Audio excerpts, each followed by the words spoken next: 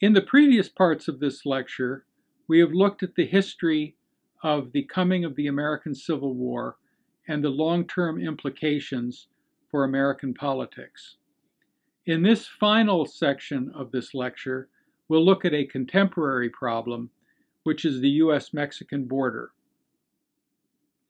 Much of the attention in recent years has been on events in the Middle East and in China, but it may be that the U.S.-Mexican border remains during the lifetimes of many people viewing these lectures as the most important issue in American foreign policy.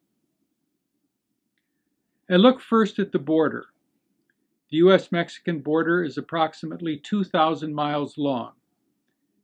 The 1,000 miles in the east, running from the Gulf of Mexico to El Paso, Texas, following the Rio Grande, or border between Mexico and Texas. And in the 1,000 miles from El Paso to the west coast, a straight line drawn by a ruler that marked the border between Mexico and what became the Mexican Cession, or the acquisition of territory by the United States following the end of the Mexican-American War in 1848.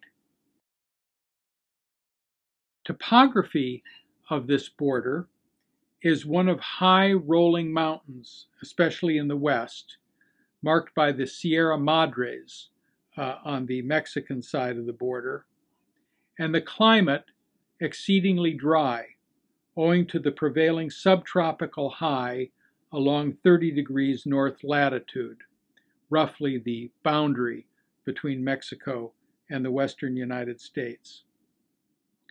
Also, this border is marked by pairs of cities, such as the El Paso on the American side and Ciudad Juarez on the Mexican side, as pictured here. Viewed from the U.S. side of the border, there have been two major issues. The first, drug trade. Mexico is the chief conduit for marijuana, heroin, and methamphetamines, many of them originating in southern or central America and transshipped across Mexico into the western United States.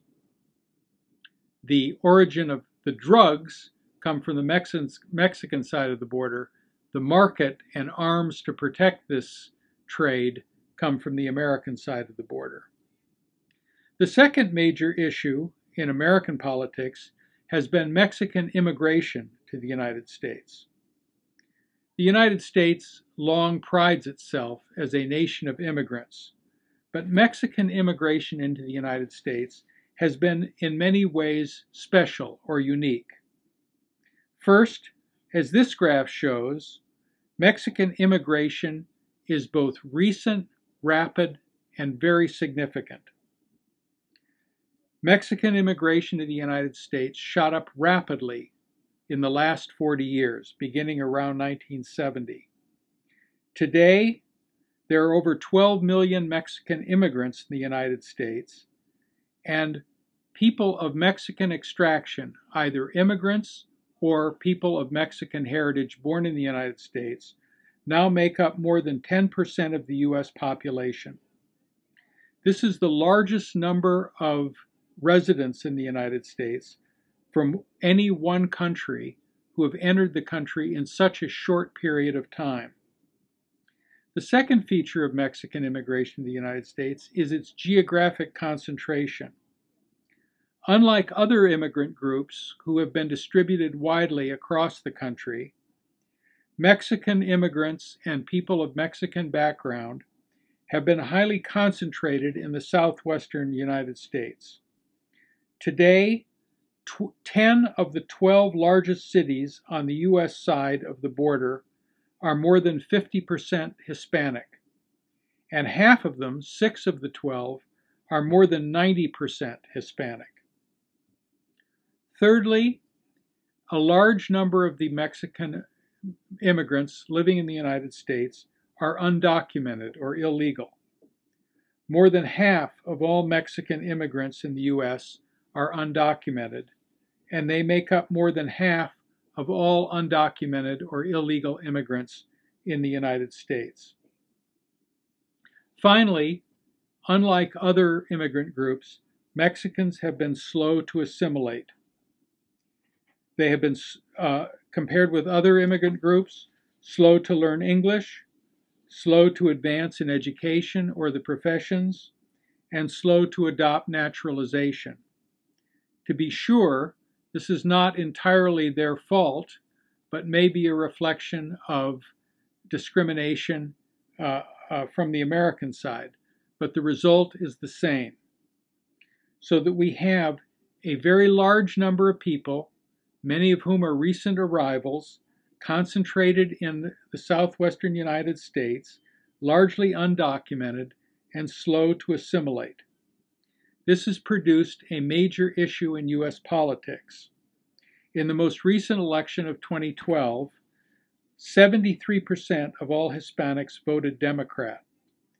That has produced a major concern among both political parties to attract Hispanic voters and prompted the recent discussion in the U.S. Congress about immigration reform. Finally, viewed from the Mexican side, there are also two issues.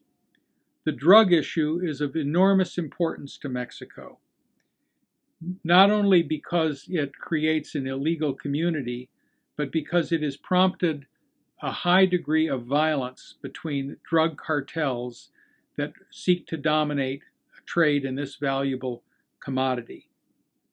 The murder rate in Mexico has skyrocketed, as demonstrated by this chart. There is, on the other hand, a more positive view of the relationship from the Mexican side, and this has been the growth of a legal economy.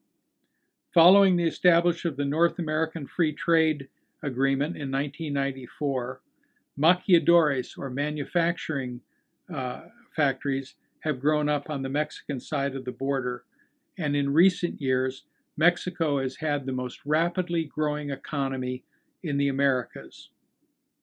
This has prompted the new President Peña Nieto, who was elected in 2012, to seek to shift the focus of Mexican policy away from the war on drugs and toward more positive economic development. President Peña Nieto, who replaced his predecessor Felipe Calderón last year, has attempted to make economic growth and development the forefront of his strategy.